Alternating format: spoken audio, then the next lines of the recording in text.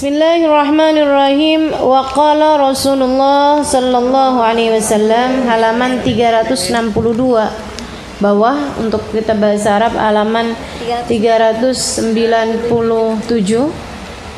yang berbahasa Indonesia, dan halaman 590 untuk cetakan yang terbaru.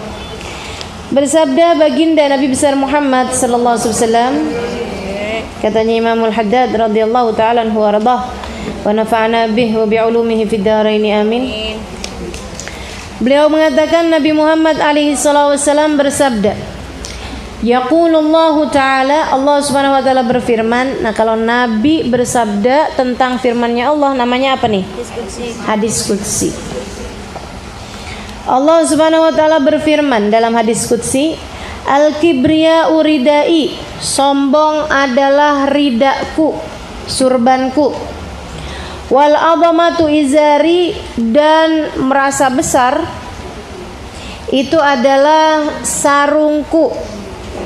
Faman naza'ani wahidan minhuma, siapa yang mengambil, siapa yang merampas salah satu dari dua hal tersebut dariku, alqaituhu finnar, aku lemparkan dia ke dalam nerakaku.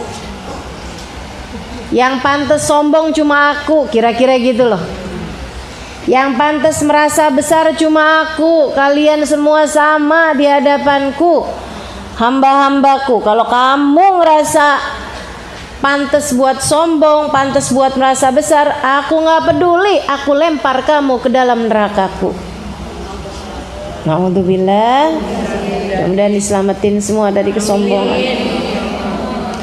Wa qala alaihi salatu wassalam, dan bersabda juga Nabi besar Muhammad,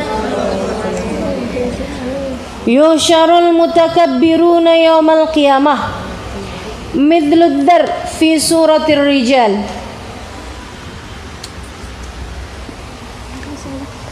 Ad-dar di situ artinya apa? Yusyarul mutakabbirun, semut. Yusyarul mutakabbirun, orang-orang yang sombong digiring yaumal qiyamah, pada hari akhirat nanti, di padang mahsyar nanti, orang-orang yang sombong itu diserupakan midluddar fi suratir rijal, seperti semut tapi dalam bentuk orang. Yaghsyahumudzul min kulli makan, dia diliputi dengan kehinaan dalam segala penjuru, di setiap tempat. Al-hadits.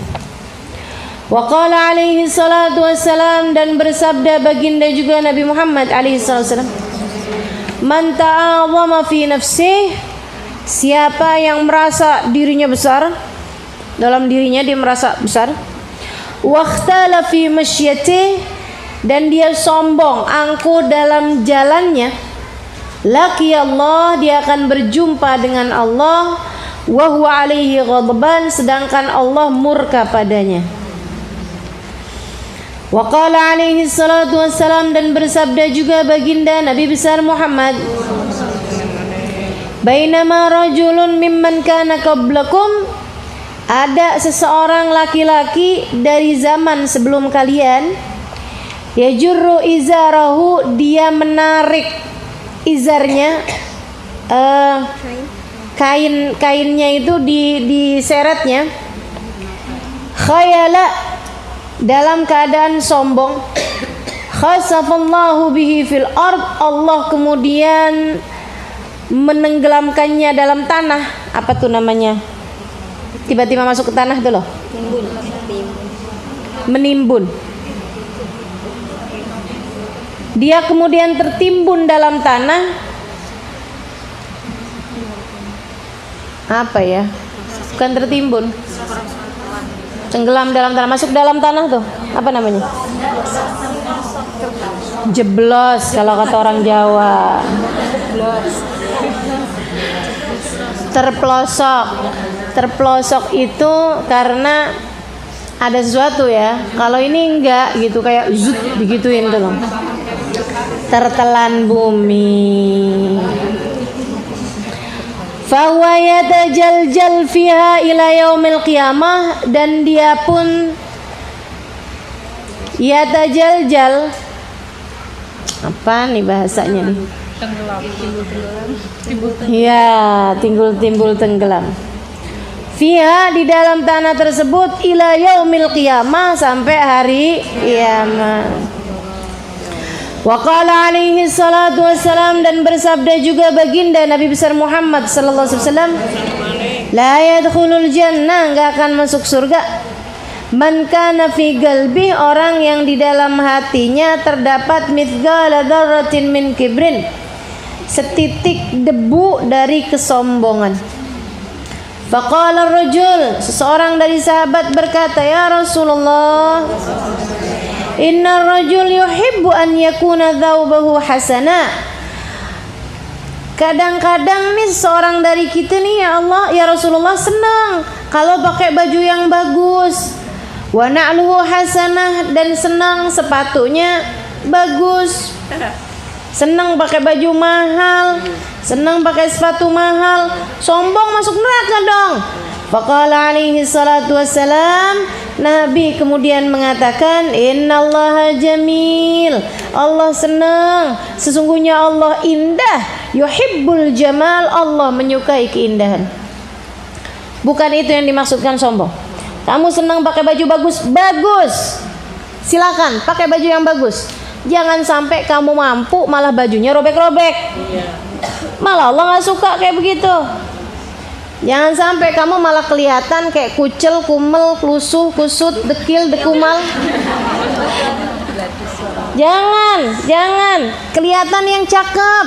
Jadi orang Islam malah harus kelihatan cakep. Silakan pakai baju bagus, silakan pakai sepatu bagus. Kamu mampu, asal jangan utang.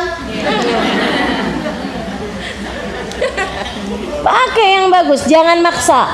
Ya kan begitu ya? Jangan maksa sampai utang-utang, sampai kredit-kredit. Wah, itu maksa. Jangan maksa, tapi berpenampilanlah yang rapi.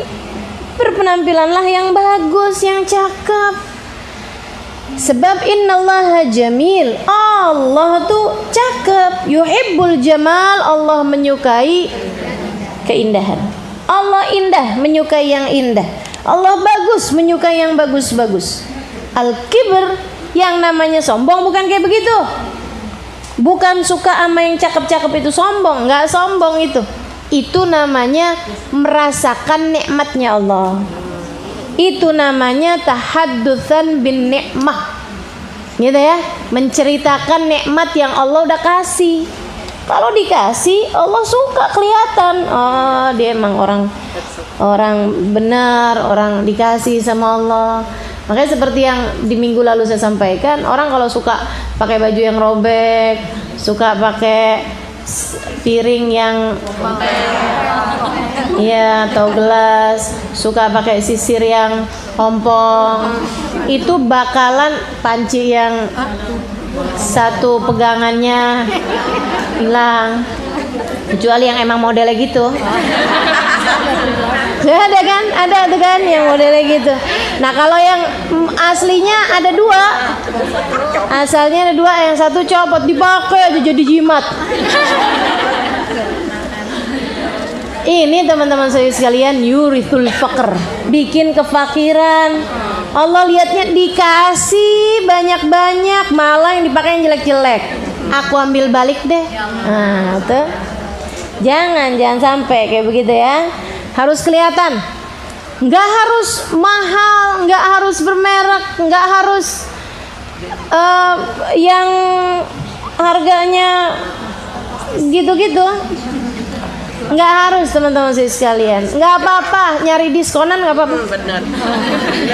Tapi yang pasti maksudnya harus kelihatan bagus ya. Jangan sampai tuh kayaknya ada stigma bahwa orang kalau pergi pengajian ya ibu-ibu gitu-gitu deh. Begitu ya. Kalau ibu-ibu yang kaya-kaya nggak ketemu di pengajian. Kan?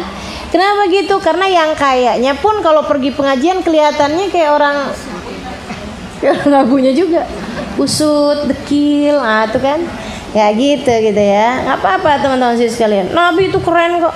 Kalau ngeliatin para ulama-ulama keren-keren kan. Umar bin Hafid gitu ya. Pernah lihat nggak bajunya yang dekil? Nggak pernah. Rapi, cakep. Sudah 5.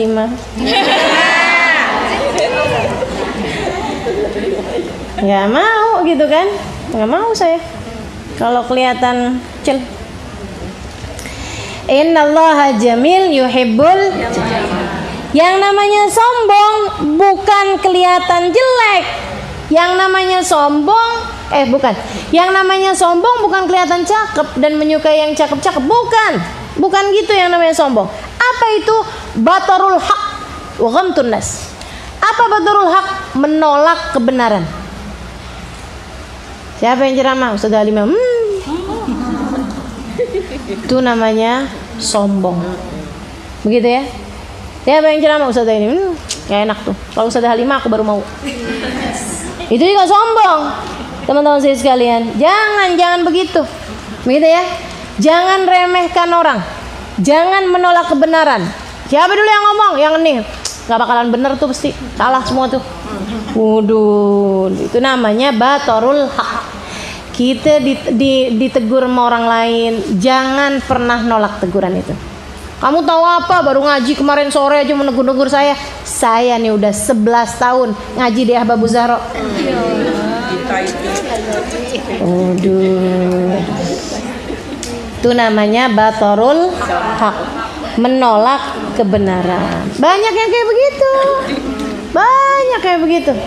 Ya, kita jangan jadi salah satunya, teman-teman sekalian. Yakni raddu itu menolak kebenaran, wa ghamtun nas, dan meremehkan orang, merendahkan orang, menghina orang. Itu namanya ghamtun nas. Ihtigaruhum wazdira'uhum, menghina mereka dan mengesampingkan mereka, menganggap rendah mereka. Kayaknya saya doang yang paling pintar, saya yang paling ini, semuanya ecek-ecek. Ya, remehan roti lah, rengginang. Semua orang dikacangin padahal bukan martabak. Tuh dia tuh ya. Ya Allah. Mudah-mudahan Allah selamatkan kita dari segala kesombongan. Teman-teman saya sekalian, para ulama tuh nggak ada ceritanya loh. Mereka punya kesombongan. Tawadhu, biar kata udah nyampe kemana tahu juga. Tawadhu luar biasa teman-teman saya sekalian. Tawadhu sampai sakaratul maut. Tawadhu sampai sakaratul maut. Ada seorang ulama meninggal dunia. Keluarganya mentalkin, la ilaha illallah. Nggak bisa. Sampai ditalkin segala macam. Sampai akhirnya keluarganya tuh bilang kayak begini, Abah, kalau Abah nggak bisa ucapnya karena lisannya memang udah nggak bisa bergerak, sekurangnya Abah tunjuk tangan deh, biar kita tahu bahwa Abah mati husnul khotimah. Enggak juga. Sampai akhirnya meninggal dunia. Keluarganya sedih semua, nangis semuanya. Karena nih kenapa nih ulama besar tapi lidahnya nggak bisa mengucap kalimat la ilaha illallah. Malam harinya salah satu dari mereka diimpiin abahnya dalam keadaan senang, enak dalam kuburnya. Tolong bilangin semua keluarga saya nggak usah khawatir, saya senang di sini, saya enak di sini, saya mati husnul khotimah. Terus kenapa kok ayah tadi tuh nggak mau mengucap kalimat la ilaha illallah pakai lisan ayah? Karena memang lisannya udah nggak bisa gerak lagi, udah nggak bisa gerak lagi. Terus kenapa ayah nggak bisa juga nunjuk tangan? Emang nggak bisa juga ya? Bisa. Kenapa ayah nggak lakukan? Setan sebelah. Setan bilang, tunjuk tangan kamu dong, biar orang tahu kalau kamu itu matinya husnul khotimah. Biar orang tahu nih. Jangan sampai orang nggak tahu siapa kamu. Sampai sakaratul maut loh, diajakin buat riak. Sampai sakaratul maut setan nih nggak putus asa buat ngajakin orang buat riak sekurangnya. Dia bilang, bapak nggak mau nurutin si setan. Saya nggak mau nurutin setan. Jadi masih lebih mending keluarganya sedih, nanti bisa kasih tahu belakangan, daripada kena ujub, kena ria, ngikutin setan. Luar biasa ya. Kita kalau digodain setan kayak begitu, nggak kayak gitu aja kita udah ke bawah.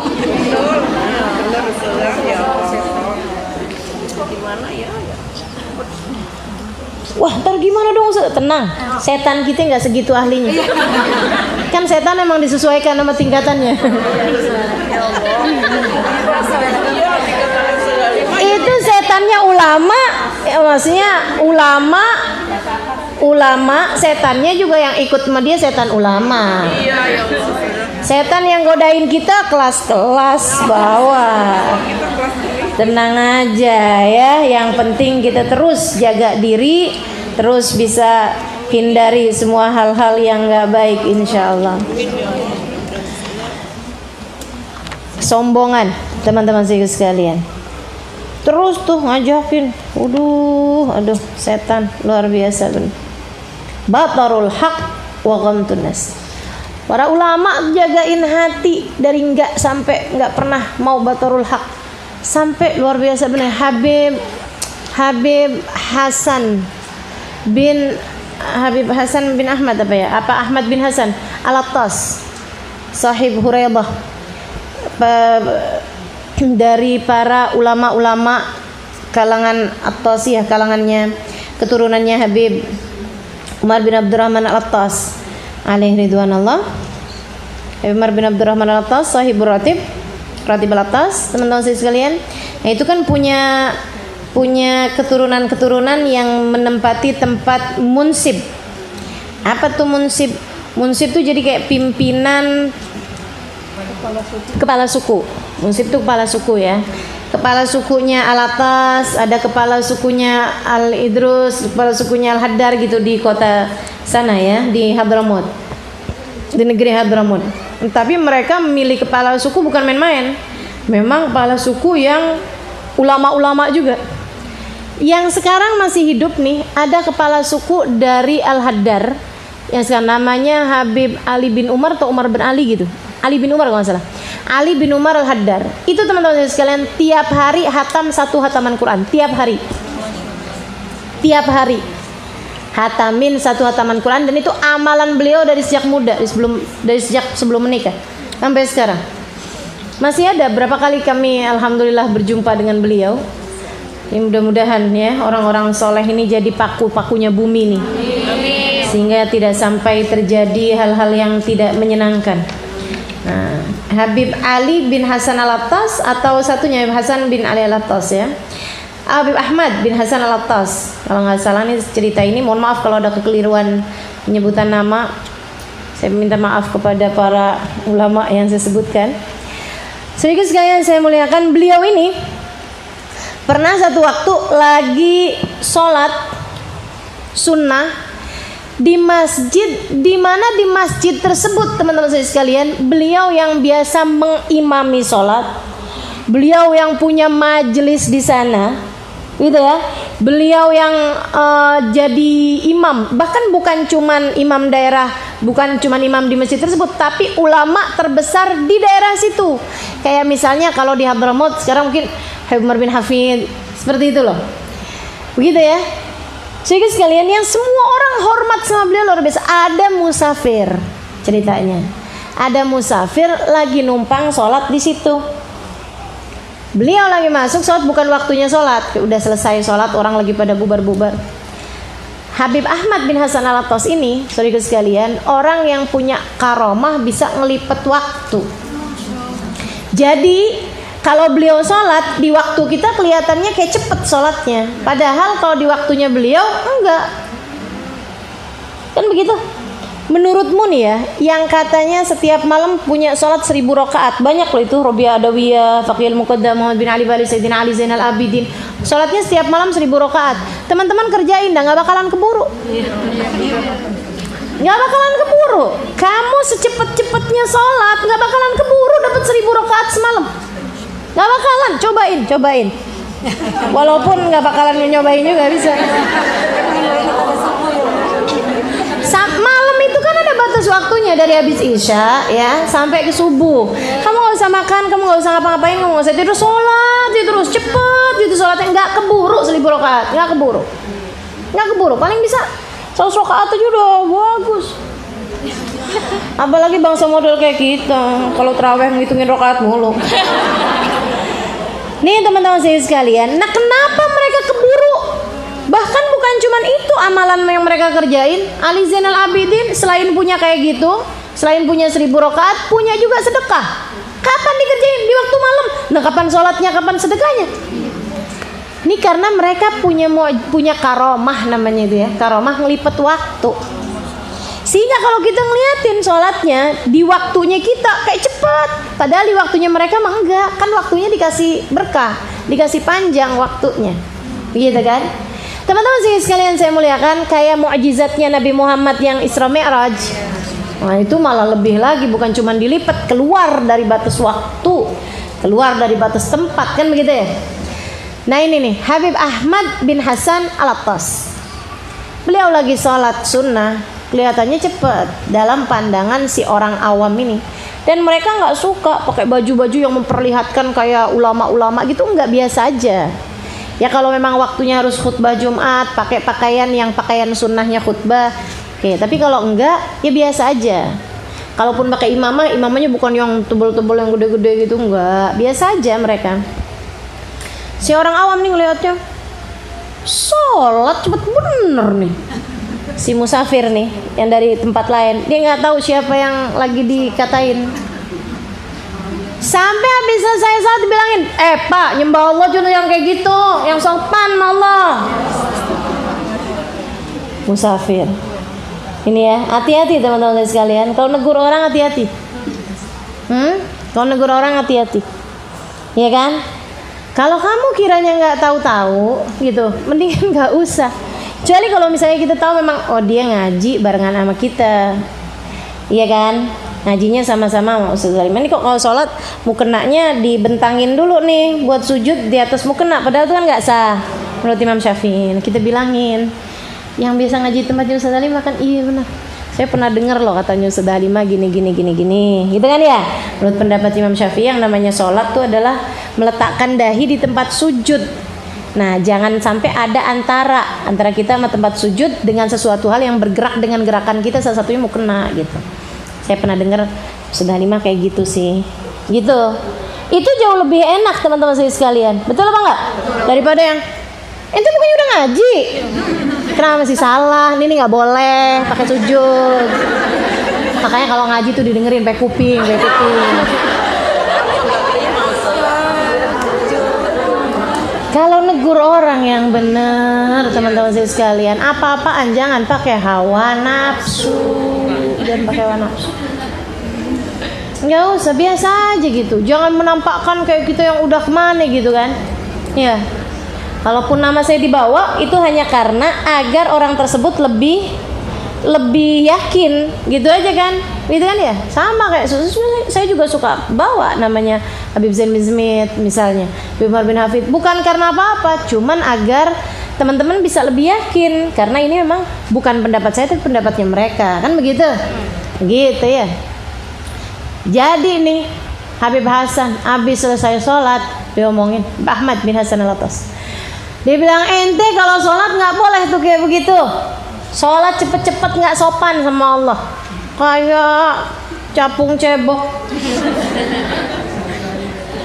Habib Hasan lo ini, Habib Ahmad lo ini, yang biasa ngimamin di masjid situ, yang biasa punya majlis di masjid situ, yang semua orang sedaerah Hurairah ngajinya sama beliau, digituin. Coba bayangin kalau kita seperti Habib Ahmad kemudian digituin orang. Ente siapa? Orang baru di sini. Kamu siapa? Kan begitu ya? Kamu nggak tahu siapa saya? Kan begitu tuh bahasanya. Ya Allah, rasanya kayak pengen ngomong kayak begitu kan gitu. Kalau kita. Tapi Habib Ahmad nggak gitu. Kata Habib Ahmad, Oh iya. Coba deh sekarang liatin dong. Ana mau sholat lagi kalau gitu. Coba ente liatin sholat Ana udah bener apa belum. Sholat lagi di depan orang ini 2 rakaat. Dan bukan juga mau menghina-hina orang ini gitu, enggak. Tapi sholat lagi dengan waktu yang waktunya orang umum, gitu kan ya. Dalam pandangannya nggak cepat. Gitu. Udah habis selesai sholat, nanya gimana sholat Anda tadi. Nah bener. Tapi kalau sholat lagi kayak gitu tuh, jangan yang kayak yang pertama. Ya akhir, makasih banyak ya, makasih banyak, doain Ana biar sholat Anda diterima sama Allah. Ana doain.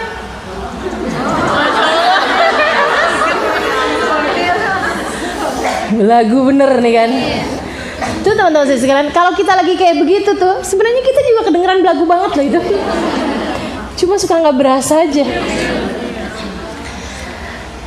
Keluar nih beliau. Si orang ini juga pas keluar juga. Begitu di luar ada beberapa orang kenal sama Habib Ahmad. Memang semua orang kenal ya. Begitu beliau keluar, ada orang-orang yang lagi pada duduk segera berdiri untuk nyalamin Habib Ahmad. Salamin tuh. Salamin Beb, doain Beb. Dia heran. Dia lihat. Nanya yang sebelah, numpang tanya dong. Kenapa emang? Tuh siapa sih tuh? Yang mana? Yang disalamin orang? Dia nggak kenal. Iya siapa itu? Habib Ahmad bin Hasan namanya udah terkenal kayak Habib Umar bin Hafid gitu loh. Namanya astagfirullah. Ya Allah, kualat deh ya Allah. Ya Allah malunya, ya Allah malunya. Biasa aja merekanya, masya Allah. Tuh ulama ya. Asli emang kayak begitu. Nggak merasa dirinya sesiapa, nggak merasa dirinya apa-apa. Masya Allah, masya Allah. Tawaduk teman-teman saya sekalian. Tawaduk. Karena faham yang punya sombong cuma Allah. Yang boleh sombong cuma Allah. Cerita siapa lagi ya? Habib yang nulis kitab Abdullah bin Alawi Al-Haddad. Nah, ini sering saya ceritain. Ada orang rada bahlul, anak disuruh sama bapaknya, nak nih pisau udah rada tumpul nih, tolong dong bawain ke Haddad. Haddad itu artinya tukang besi. Keluar nih orang nih, keluar orang ini, terus habis itu si anak ini keluar pergi nanya-nanya sama orang di satu daerah, di mana rumahnya Haddad? Orang nanya, rumahnya Al-Haddad. Iya, di mana rumahnya? Di Al-Hawi. Bukan Al-Hawi sini, Al-Hawi sono. Al-Hawi di Hadramut. Oh, sebelah mana? Dekatnya yang masjid ini. Oh iya.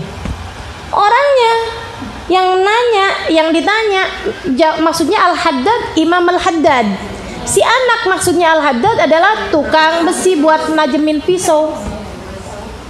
Salah persepsi. Karena si anak nih ditanya, rumahnya Al-Haddad. Orang kan nyebut Imam Al-Haddad aja tuh kan dengan rasa Al-Haddad gitu kan. Si anak karena bahlul nggak bisa bacain ekspresi, nggak bisa peka gitu kan, karena memang rada-rada kurang gitu anaknya. Dia bilang rumahnya Al-Haddad. Iya benar. Di mana tuh? Sebelah sana di Al-Hawi. Ente kesini terus tuh berangkat nih anak bawa pisau minta ditajemin. Ketok-ketok pintu. Nah kan dia memang orang ini tuh kurang ya. Dia nggak lihat rumahnya nih kan, ke rumahnya ulama rada kelihatan kan gitu ya. Dia nggak ada. Dok. Dibuka, pas yang buka Imamul Haddad. Insya Allah kan. Habis itu dia ngomong ini rumahnya Haddad. Iya. Ini anak nih nggak ngeliat gitu yang dihadepin. Saya salah rumah kan mestinya ngerti ya. Itu tadi orangnya agak kurang gitu. Dia bilang ini rumahnya Haddad. Iya. Mana orangnya? Aneh Haddad. Oh nih kata bapak suruh tajemin pisau.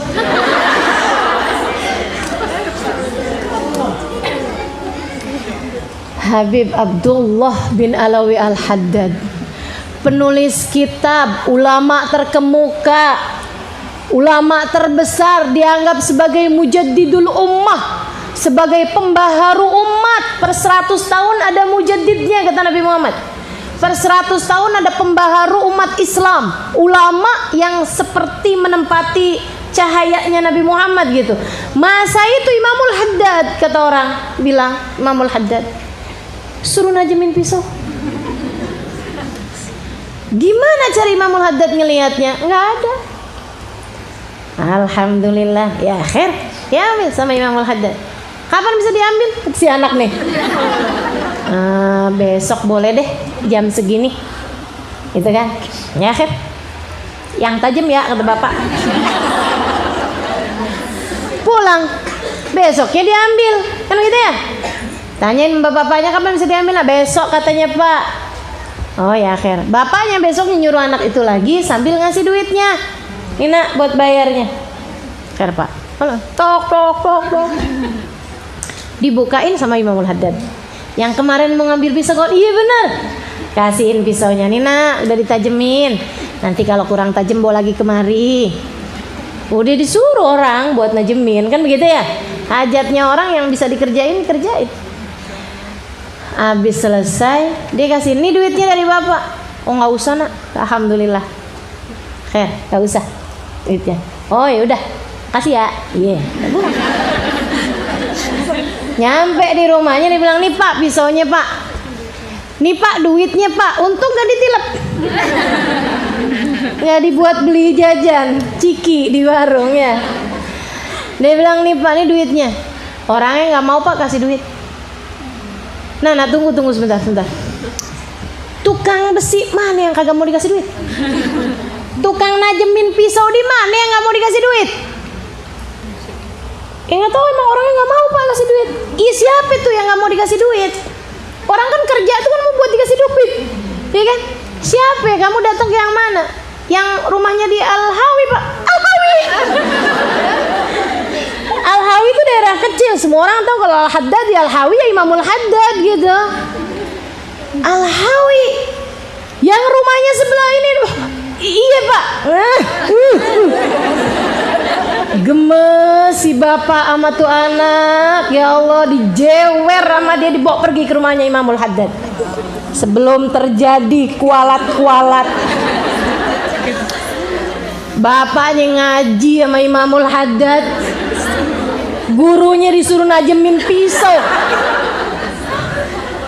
Ya Allah, dia bawa tuh anak ke tempatnya Imamul Haddad. Ya Allah, ketuk pintu pelan. Habis itu Imamul Haddad keluar. Kenapa? Oh ini anak. Kenapa nak pisaunya? Oh, Imamul Haddad maafin saya, kata si bapak. Ini anak saya emang rada kurang nih. Maafin saya, kata Imamul Haddad. Nggak apa-apa, nggak salah kok, nggak apa-apa. Alhamdulillah, anak bisa datengin hajat ente najemin pisau. Alhamdulillah. Katanya kan Allah bakalan bantuin siapapun yang datengin hajat orang. Alhamdulillah. Masya Allah ya, Masya Allah. Nggak ada juga dia bilang makanya anak tuh dididik yang benar. Nggak ada apa-apa. Teman-teman saya sekalian, luar biasa. Terima kasih Allah Subhanahu Wa Taala. Dan kalau buat saya guru yang ngajarin ketawaduan dengan tingkatan yang luar biasa, hubababahiyah, Masya Allah. Merasa dirinya bukan siapa-siapa, ngelihat dirinya sebagai debu belaka. Beliau adalah permata yang menyangka dirinya debu belaka. Yang kadang-kadang kita nih debu yang menyangka dirinya permata. Mahabubabahi ya, permata yang menyangka dirinya debu belaka. Habib Abdul Qadir bin Ahmad Asghaf, kutub pada zamannya, sudah meninggal dunia dalam sekitar 15-an tahun yang silam. Lebih ya, 20-an tahun yang lalu beliau meninggal. Enggak 20. Saya sempat ketemu sama beliau 15-an mungkin ya, sudah ya? Habib Abdul Qadir? Sekitar segituan. Belum 20 ya. Beliau Habib Abdul Qadir itu dianggap sebagai kutub zaman tersebut. Kutub itu pemimpin para wali di seluruh dunia di masa hidupnya. Beliau tuh pernah bilang, ma fi fid dunya mithal bahiyah.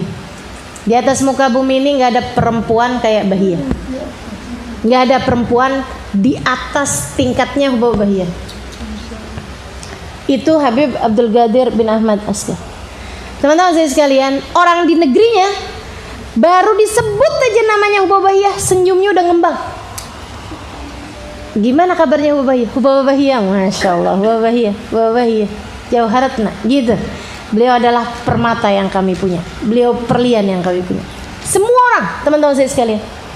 Dan saya melihat keadaan beliau, tahu pasti bahwa beliau adalah seorang wali. Tahu, baru ngelihatnya aja udah tahu kalau beliau wali. Kenapa gitu? Usia 96 tahun, naik Jabal Nur. Usia 96 tahun, ziarah ke Muhajir Ilallah Ahmad bin Isa, naik 200 tangga, naik turun 200 tangga. Usia 96 tahun, nggak pakai kacamata, nggak pakai alat bantu dengar, masih bisa ceramah, masih bisa ngajar. Kalau bukan wali, dari mana ceritanya? Usia segitu, tiap hari berapa juz Al-Quran, berapa puluh rakaat sholat sunnah. Tidurnya sedikit, padahal teman-teman saya sekalian tulang berbalut kulit, kurus kecil beliau. Masya Allah, Masya Allah. Bajunya cuma dua, yang satu dipakai, yang satu dicuci. Itu aja. Kalau dikasih yang baru, yang lama kasihin orang. Seringnya malah ditolak. Ada orang ngasih, tolak. Kasihin aja sama yang lebih perlu. Ada seorang kawan mau ngasih hadiah sesuatu gitu, bapak perlu apa sih? Nggak perlu saya. Nggak perlu bapak saya mau ngasih hadiah. Apaan ya? Nggak usah. Saya mau ngasih Quran. Jangan, saya punya Quran saya dari Habib siapa gitu kan, nggak bisa digantiin. Saya mau ngasih tasbih. Jangan, tasbih saya dari Habib siapa gitu, nggak bisa ganti. Saya mau ngasih sejadah saya dari Habib siapa, nggak bisa ganti. Ya ampun, ya ampun.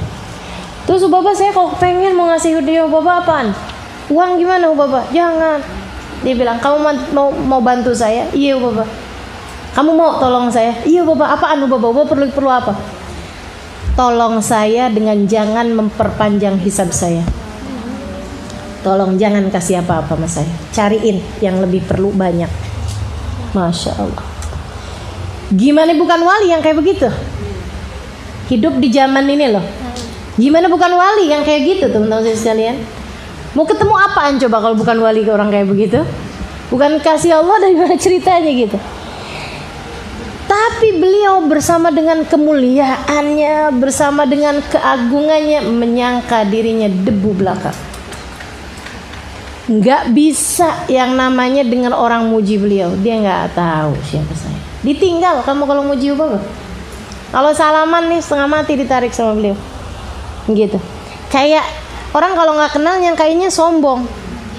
Secara beliau kan sudah sangat tua.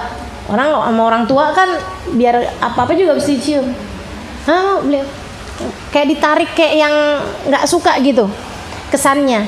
Padahal sih emang karena beliau merasa bukan siapa. Kalau sholat berjamaah nggak pernah mau jadi imam. Nggak pernah mau jadi imam. Sedikit sekalian yang saya muliakan, sampai pernah nih ceritanya.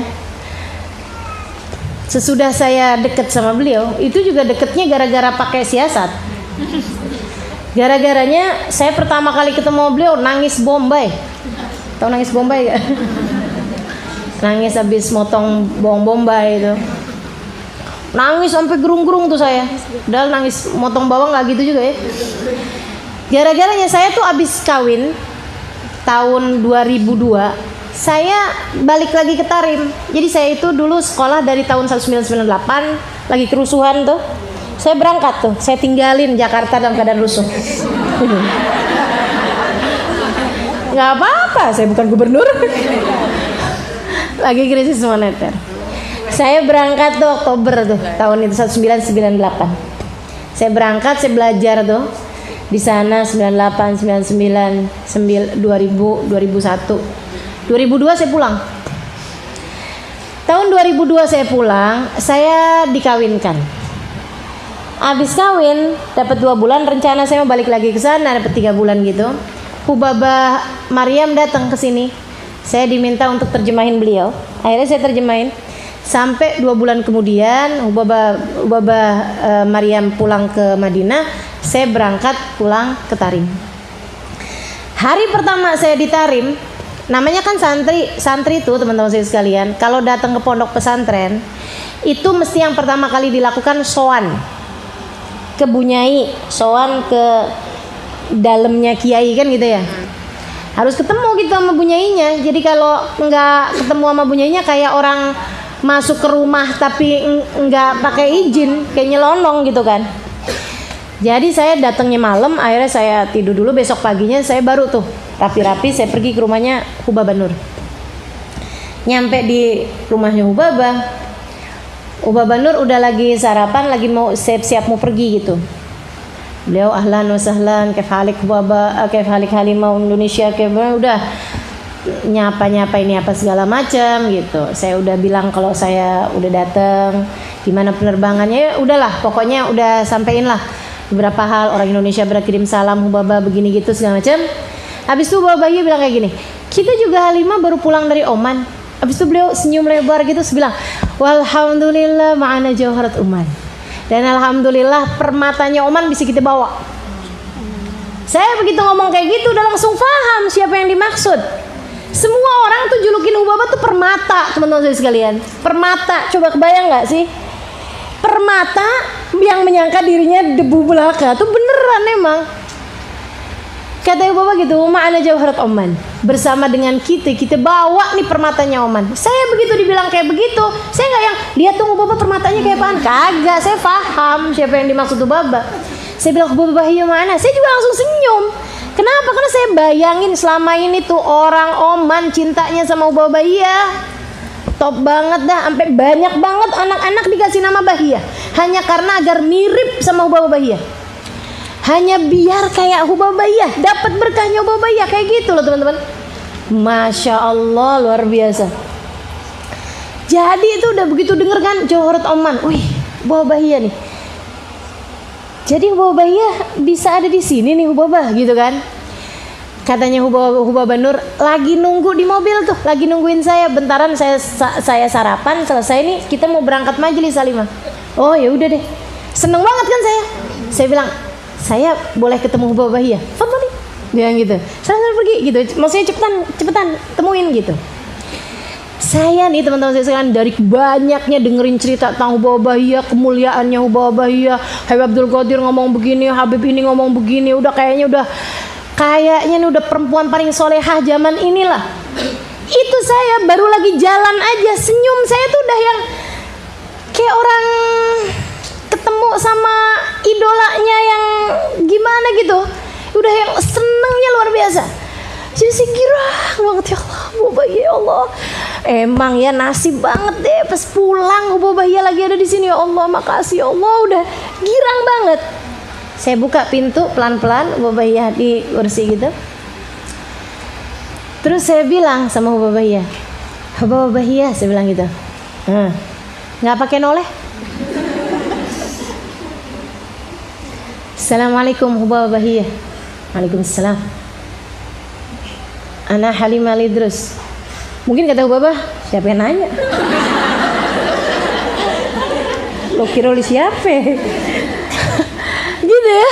Tapi maksudnya enggak, beliau enggak ngomong apa-apa. Cuma maksudnya tatapannya itu kayak enggak ada yang terus kenapa nih? Kamu udah perlu apa atau apa gitu. Saya ambil tangannya dong. Saya mau salim gitu, terus sama beliau ditarik. Udah nih, Atin udah. Gak boleh Halimah, ujian. Sabar, ini ujian, sabar. Saya kemudian bilang sama Hubabah, sami'ti anki kathir. Saya banyak dengar cerita tentangmu. Maksudnya walaupun kelihatannya saya nggak kenal nih, tapi ini saya udah kenal banget loh sama Hubabah, kayak gitu loh. Maksudnya saya sangat ingin berjumpa denganmu, dan ini adalah sebuah karunia bahwa saya bisa ketemu sama kamu gitu. Diam aja. Wah, hati saya udah yang duk gitu ya, udah nggak enak gitu perasaan saya, udah kayak mau nangis nih, air mata nih udah kayak ngembang gitu. Tapi saya tahanin aja kan. Abis itu udah nih terakhir deh, udah nih. Hubabah id'ili. Saya bilang, doain saya.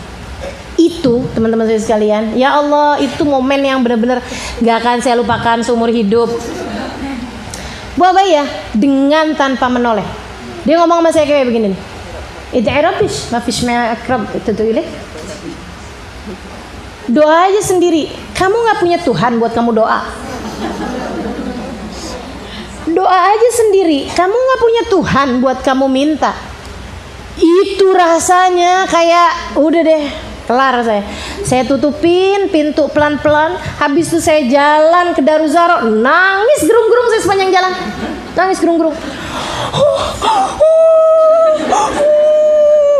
Nangis sepanjang jalan teman-teman. Ya Allah, sekarang saya bisa ingatnya dengan ketawa, tapi hari itu nyesek dada saya.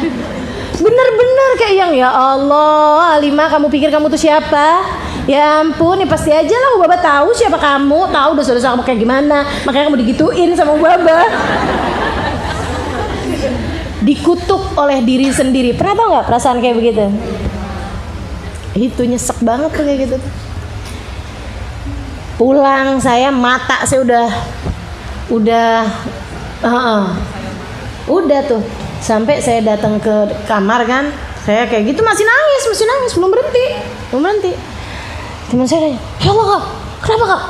Kak Ima kenapa Kak? Kata teman saya nih, ustazah juga, kami satu kamar hanya berdua, yang lain satu kamar ber-30. Karena saya ustazah, ya, bukan sombong, cerita kenyataan. Teman-teman saya sekalian, jadi akhirnya terus dia bilang gitu, Kak Ima kenapa sih Kak nangis kayak gitu Kak? Saya bilang, ya Allah udah ini kan, udah dikasih minum, ditenangin gitu. Dia bilang kan, saya cerita lah tentang urusan Ubabah ya. Ubabah tuh ngeliat saya apa ya, anjing kali ya, gitu kan. Wah udah deh bawa perasaan sendiri, baper. Jadi sekalian, teman saya giliran dengar kayak begitu ngakak abis-abisan. Ya ampun Kak, ini bukan tentang kamu. Ubabah Bahiyah emang kayak begitu. Kayak gitu gimana saya bilang? Ubabah Bahiyah itu ketika ngomong kayak begitu, Kak Ima jangan pikir Ubabah Bahiyah berbicara itu karena memikirkan hal lain. Enggak, bicara kayak gitu emang kayak gitu. Ketika beliau bilang mafish ma'ikrab tad'u ilai, Ubabah tuh kayak yang, ngapain kamu minta doa sama saya? Kamu mungkin lebih dicinta sama Allah daripada saya. Kamu kalau doa minta sama Allah, doa kamu pastilah lebih diijabah daripada saya. Kenapa kamu harus minta sama saya? Berdoalah sendiri. Nak, doamu lebih mustajab daripada saya. Kamu gak tahu kan siapa saya? Betapa sangat besarnya dosa-dosa saya. Kamu gak tahu kan? Maka berdoalah sendiri. Nak, kamu lebih mungkin mustajab doanya. Gitu maksudnya Ubabah Bahiyah. Jangan pikir Ubabah Bahiyah lihat kita kayak anjing makanya ngomong kayak gini. Nggak ada. Ubabah Bahiyah ngomong sesuatu, emang yang dimaksud sesuatu itu. Nggak ada yang lain. Dia adalah orang yang paling suudzon sama dirinya sendiri dan paling husnudzon kepada orang lain. Keren. Selalu suudzon kepada dirinya sendiri dan selalu husnudzon kepada orang lain. Selalu menganggap orang lain mulia dan pantas masuk surga, sementara melihat dirinya sebagai orang nomor 1 yang akan masuk neraka. Tuh Ubabah Bahiyah. Jadi Kak Ima jangan punya perasaan macam-macam. Kemarin Kak, katanya nih, kata teman saya nih, kemarin Kak di majelis Ubabah Nur bawain puisi tentang Ubabah Bahiyah, bawain syair. Ubabah Bahiyah duduk di situ nggak paham kalau yang dimaksudkan beliau. Itu ya, dari suudzon nama dirinya sendiri sampai nggak paham bahwa puisi itu ditujukan kepada dirinya, dikirain buat orang lain. Kalau kita kan kagak, kadang kebalik, dikirain orang lagi muji kita padahal lagi muji orang lain. Geran. Teman-teman sekalian saya muliakan, sampai ketika Ubabah Nur dengan terang-terangan mengatakan bahwa engkau memang Bahiyah seperti namamu Bahiyah, kau berasal dari Salalah. Ubabah Nur begitu paham, Ubabah Bahiyah langsung berdiri, ninggal majelis tersebut dan gak balik lagi. Kayak yang, Nur, kamu gak kenal siapa saya. Langsung berdiri beliau, kemudian pergi ninggalin begitu aja. Tawadhu di tingkatan langit ke-7. Tawadhu, sebenar-benarnya tawadhu. Bukan tawadhu untuk meninggikan diri, bukan merendah untuk ditinggikan. nggak apa-apa, saya mau udah di sini aja. Padahal dalam hatinya pantasnya memang saya duduknya di depan. Itu namanya merendah untuk ditinggikan. Nggak apa-apa kok, saya tuh orangnya nggak apa-apa, saya orangnya sederhana, nggak apa-apa. Padahal dalam hati saya tuh nggak pernah kayak begini, kamu seharusnya begini, begitu, begini gitu. Oh tuh, ya Allah, ya Allah, ya. Itu hakikat tawadhu, teman-teman saya sekalian. Saya berapa hari mikirin caranya, ya ampun, ini ada orang mulia di sini, jangan sampai saya nggak bisa dapetin kemuliaannya, jangan sampai saya nggak dapetin ilmunya, jangan sampai saya nggak dapetin berkahnya. Gimana caranya saya sampai bayangin kalau saya jadi hubabahiyah dengan ketawaduan yang kayak gitu, gimana cara yang pas buat deketin saya. Saya bayangin kalau saya hubabahiyah, kira-kira saya akan senang sama orang kayak gimana? Oh, orang yang sombong, orang yang menganggap dirinya punya sesuatu untuk dibagi kepada orang lain gitu loh, maksudnya orang yang bisa melihat orang lain dengan cara yang dia mau. Kan gitu. Akhirnya saya pikir saya tahu deh. Oke, bismillah. Hubabah bahiyah habis selesai sholat. Sholatnya di tempat kita nih, Daruzahra nih. Saya samperin. Hubabah, saya bilang nih, Hubabah, mudah-mudahan Allah ampunin dosa Hubabah. Ya. Itu kan caranya. Betul nggak? Caranya deketin orang tawadhu dengan tawadhu yang asli, kayak gitu. Kayak gitu. Malah dianya direndahin. Ya Allah Hubabah, mudah-mudahan Allah kasihani Hubabah. Keren nggak? Saya doain Hubabah loh biar dikasihani sama Allah. Mudah-mudahan Allah ampunin dosa Hubabah. Mudah-mudahan Allah kasih lapang hati Hubabah. Mudah-mudahan Allah sayangin Hubabah. Saya bilang gitu. Itu Hubabah langsung noleh. Udah saya doa panjang lebar nih, mudah-mudahan diampunin dosanya, mudah-mudahan aibnya ditutupin. Padahal dosa-dosa apaan coba, aib-aib apaan. Mudah-mudahan hati Hubabah dibersihin sama Allah. Nuduh hatinya kotor kan. Kita aja kalau didoain kayak begitu kita gak tersinggung. Mudah-mudahan hatimu dibersihin sama Allah. Maksud lo hati saya kotor gitu, liatin hati kamu tuh. Tiba-tiba Halim Ali terus bilang sama Hubabahiyah, mudah-mudahan Allah bersihin hati Hubabah. Memang ngadepin orang tawadhu masih sombong. Jadi teman-teman saya sekalian, maksudnya sombong yang kayak gitu ya. Tapi saya rasa orang yang perlu dihadepinnya kayak gitu cuman Hubabahiyah doang dah. Yang lain gak pernah saya dapetin orang cara ngedeketinnya dengan direndahin kayak gitu, beneran dah. Gak pernah saya ketemu. Kalau sama yang lain kita mesti sopan, mesti santun, mesti bener, mesti minta doa, mesti tawadhu, teman-teman saya sekalian. Gak ada ceritanya kita mau deketin Hubabah Nur kemudian songong-songongan kayak gitu, ya gak? Gak pantas gitu. Mau denger, mau iniin siapa, kita pakai bahasa gimana, gak bisa. Hubabahiyah doang yang bisanya dideketin dengan cara seperti itu dan berhasil. Kalau enggak, yarhamukillah, gak bakalan. Teman-teman sekalian, jadi saya pokoknya gitu, mudah-mudahan Allah bersihin hati Hubabah, mudah-mudahan Allah ampunin dosa Hubabah, mudah-mudahan Allah tutup semua aib Hubabah, mudah-mudahan Allah sayangin Hubabah, mudah-mudahan Nabi Muhammad berkenan menerimamu sebagai umatnya Hubabah. Saya bilang kayak gitu, berkenan menerima Hubabah sebagai umatnya. Langsung noleh. Wenci kan? Kata Hubabah kayak gitu. Dan mudah-mudahan kamu juga dikasih kayak gitu. Dalam hati, amin. Habis itu nanya, incimin politik nih namanya, taktik ya, taktik. Incimin kata Bapak kayak gitu. Kamu siapa? Halim Ali terus. Saya Halim Ali terus. Udah tuh, habis itu baru tuh Bapak. Kalau apa-apa, Fian Halim Ali terus, ya Allah, itu ya nama saya jadi kedengeran merdu. Dipanggil sama Hubabahiyah, masya Allah, teman-teman saya sekalian, seneng banget. Satu hari kami lagi ada di hataman Masjid Riyadh, Masjid Riyadh di Sewun. Kami punya hataman malam 27 kalau nggak salah ya. Beliau hataman Quran, hataman taraweh bulan Ramadan. Itu semua ulama semuanya pergi ke Sewun. Semua orang semua pergi sound. Jalanan penuh orang sholat tarawih teman-teman sekalian. Dari awal malam sampai hampir jelang subuh. Jadi acaranya dari buka puasa bersama sampai ke tarawih bersama, sampai ke sahur bersama. Keren ya. Nanti ada ulama-ulama bicara begini begitu segala macam. Ada dikarak ulama-ulama, pokoknya seru banget dah. Nah saya tuh malam itu barengan sama Hubabah Bahiyah ceritanya. Sampai di bagian sholat tarawih, saya sebelahan sama Hubabah, sebelahan saya sama beliau. Karena menurut beliau kayaknya cuma Halimah yang mengerti gitu. Iya, yang songong sebenarnya ya. Gitu. Jadi saya di situ tuh sama Hubabah Bahiyah. Dari kemarin-kemarinan tuh saya membahasainnya, bukan saya mau belajar dari Hubabah, enggak. Mari kita belajar bersama gitu. Jadi saya tuh abisnya yang tadi tuh, urusan yang tadi tuh, abis beliau kenalin saya, tiap saya lihat Hubabah Bahiyah lagi baca Quran di masjid, saya samperin. Terus saya dengerin. Saya bilang, Hubabah, saya mau dengerin boleh nggak? Biar kalau ada yang saya tahu dari tafsirnya nih, saya kasih tahu Hubabah. Siapa yang nolak mau diajarin?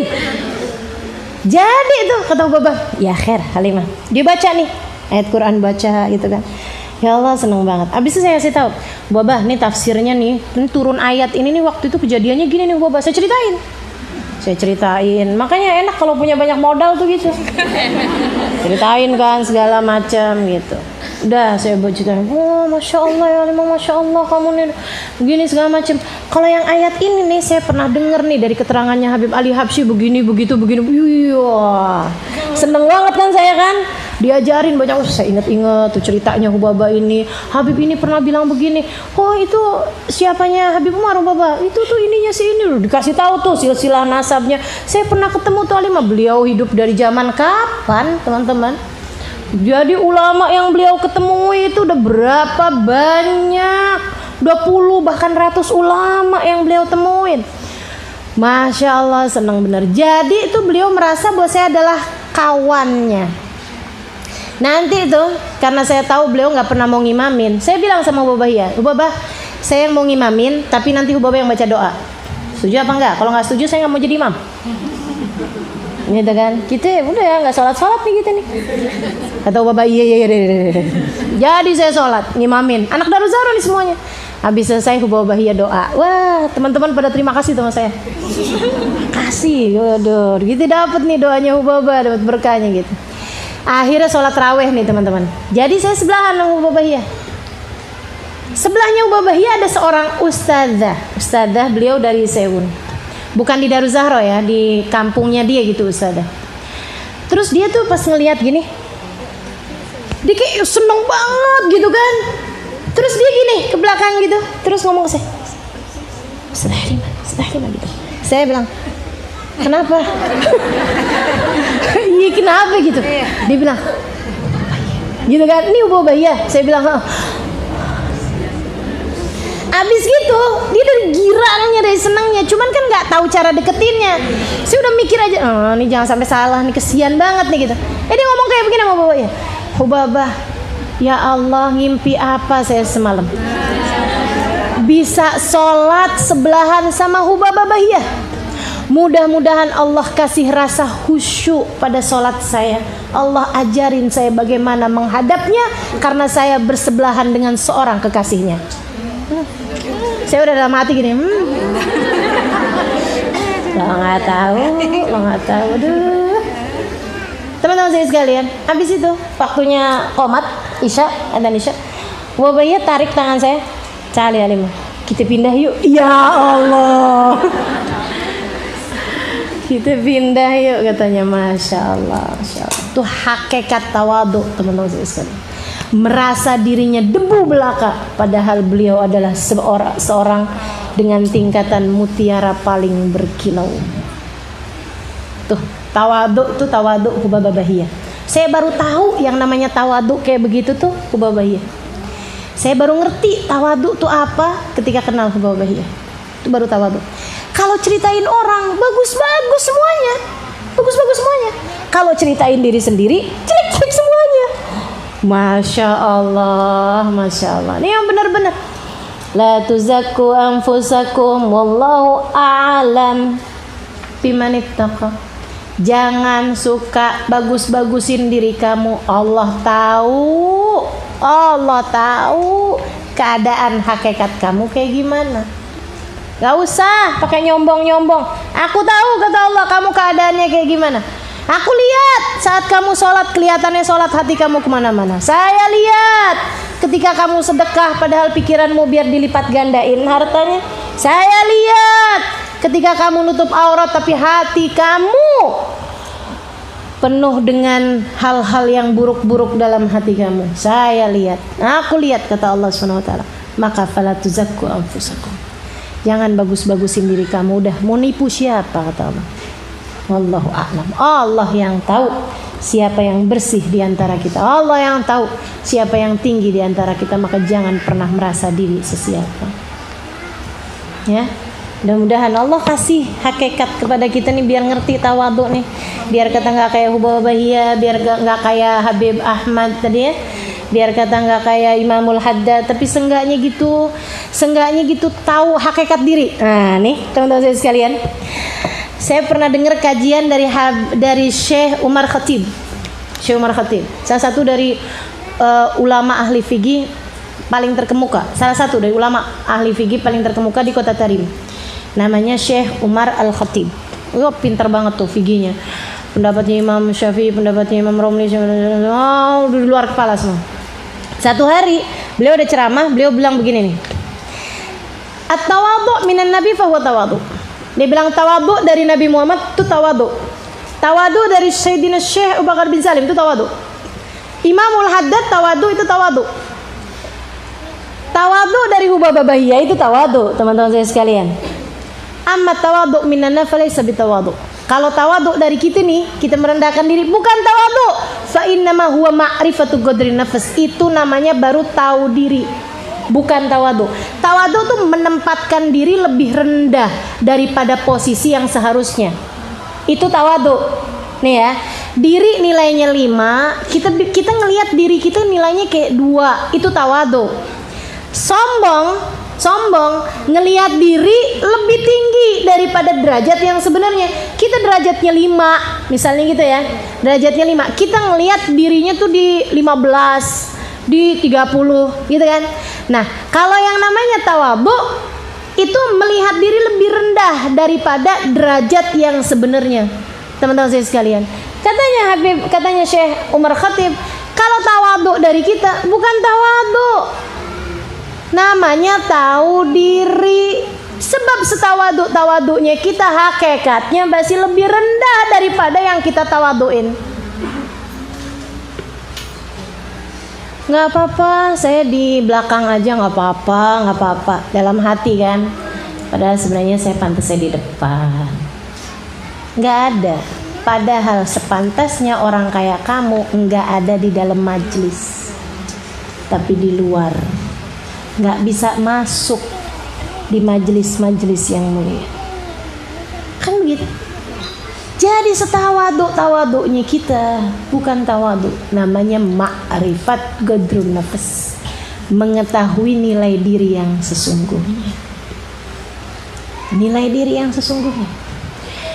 Ya ampun, saya nih duduk di acara maulid, orang-orang nggak tahu siapa saya, nggak apa-apa deh, saya di tengah-tengah nggak apa-apa, atau saya di belakang nggak apa-apa. Dan kita merasa diri kita tawadhu. Nggak tawadhu. Kalau mau ditempatkan sama Allah sesuai dengan posisinya, kamu nggak bisa datang di majelis maulid. Kita nggak datang, nggak diizinin sama Allah. Kotor-kotor kayak kita nggak diizinin buat hadir majelisnya Nabi Muhammad. Betul? Betul? Makanya kita belum bisa tawadhu, teman-teman sekalian. Setawadhu-tawadhunya kita masih di tingkatan ma'rifat qadrun nafs. Tahu diri. Mudah-mudahan dikenalin sama Allah hakikat diri. Kalau udah ngerti benar-benar hakikat diri, tuh baru nanti sama Allah Subhanahu wa taala baru dikasih kemuliaannya, teman-teman sekalian. Jadi kalau kita ngerasa ya saya tawadhu aja deh, kayak gitu ya. Memang belum tawadhu. Kalau kita ngerasa masih yang gimana ya? Ya udahlah gitu. Itu belum, teman-teman sekalian, belum tawadhu. Tawadhu, kamu benar-benar meletakkan dirimu di bawah dan tahu bahwa hakikat kamu yang sebenarnya malah justru di bawah daripada itu. Tawadhu, melihat diri bukan sesiapa, melihat diri nggak ada apa-apanya, nggak ada apa-apanya, nggak pantas. Jadi kalau kamu lagi dijelek-jelekin sama orang, kemudian kamu nggak terima, itu tuh masih sombong namanya. Sebab kalau misalnya masih mau ma'rifatun nafas aja, kita dengerin gitu kan, kita dengerin, ini yang diomongin sebenarnya bener semua loh. Kamu nih orangnya kurang ajar, kamu nih sok-sokan, kita dengerin, itu padahal bener banget tuh, bener banget tuh. Satu ketika Ibrahim ibn Adham dikatain sama orang, katanya orang gini, ya murain, tukang ria. Ibrahim ibn Adham, ulama terkemuka, dikata tukang ria. Beliau senyum, kemudian deketin orang tersebut. Terima kasih, hanya kamu yang tahu julukan saya yang sebenarnya. Masya Allah, hanya kamu yang tahu nama saya yang sebenarnya, kata beliau, julukan saya yang sebenarnya. Ada seorang ulama, itu baru tawadhu nih ya, orang-orang ini kan, dia kayak Ibrahim bin Adham, nggak pernah ria, teman-teman saya sekalian. Dikatain ria, nggak marah beliau. Ini baru namanya tawadhu. Ada seorang ulama lagi dikatain, ya kalb, dasar anjing, katanya gitu. Dia bilang, ya Allah, jadikanlah apa yang dia katakan sebagai sebuah kenyataan. Habis itu dia ngomong sama orangnya, terima kasih atas pujianmu, Pak. Maksud kamu gimana sih? Saya tadi tuh nggak muji kamu loh. Saya lagi ngata-ngatain kamu anjing. Nggak ada binatang lebih menyenangkan tuannya daripada anjing. Saya kepengen dapat menjadi seorang hamba yang menyenangkan majikan saya, Tuhan saya yaitu Allah SWT. Doakan agar saya menjadi seperti yang kamu sampaikan tadi. Doakan saya agar saya sepatuh anjing kepada tuannya. Gimana nih? Masih jauh banget kan? Tawadhu tuh kayak gitu tuh. Wahtigaruhum wazdirahum. Faman ta'adham fi nafsihi wa ujiba biha wahtagara an-nas wastasgharahum fahuwal mutakabbir al-mamqut. Maka siapa yang mengagungkan dirinya dan merasa ujub dengan dirinya, serta dia ihtagaran nas, merendahkan orang lain, wastasgharahum, dan mengecilkan mereka, mengkerdilkan mereka, menganggap kecil mereka semua, fahuwal mutakabbir, maka orang tersebut adalah orang yang sombong, al-mamqut, yang dimurka oleh Allah Subhanahu wa ta'ala. Wal kibru wallahu a'lam bissawab.